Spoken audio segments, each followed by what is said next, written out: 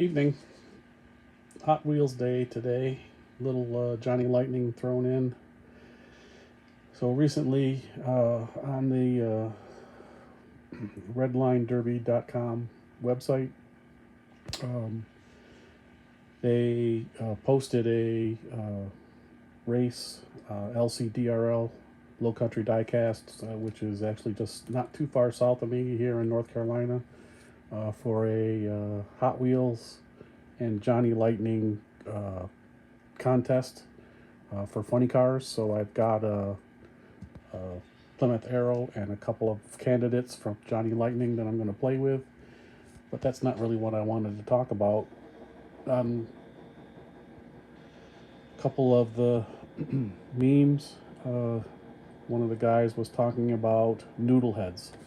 And to be quite honest with you, 1970, I had just about gotten out of noodle heads, not of noodle heads, but out of Hot Wheels, as my family had relocated, and I just didn't have time for them. And to be quite honest with you, all the ones that I had didn't make the move. So uh, basically, just lost interest for the most part.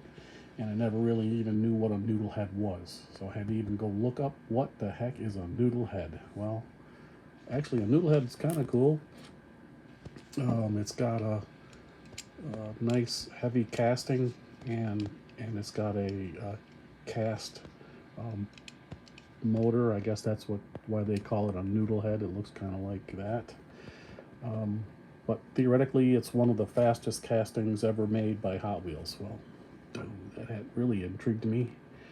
So I had to pick up a couple. I got these off of Fleabay for not a reasonable price, but I had to get a couple just so I could see. This one's in a little better shape than this fella, but I'm going to put this one here to the side. So I was intrigued. What in the world is inside this thing that theoretically makes it one of the fastest Hot Wheels ever made? So I went ahead and drilled that out, and I'm going to try to take it apart here with my one hand tied behind my back, as it were.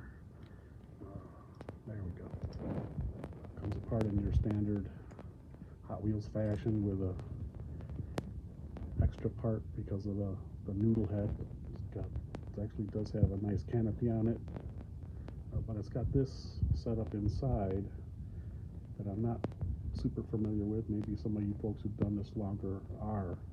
It's got this what looks to be some kind of a poly material that holds the two axles down, and not only does it hold the axles down, but the axles are actually tied to it.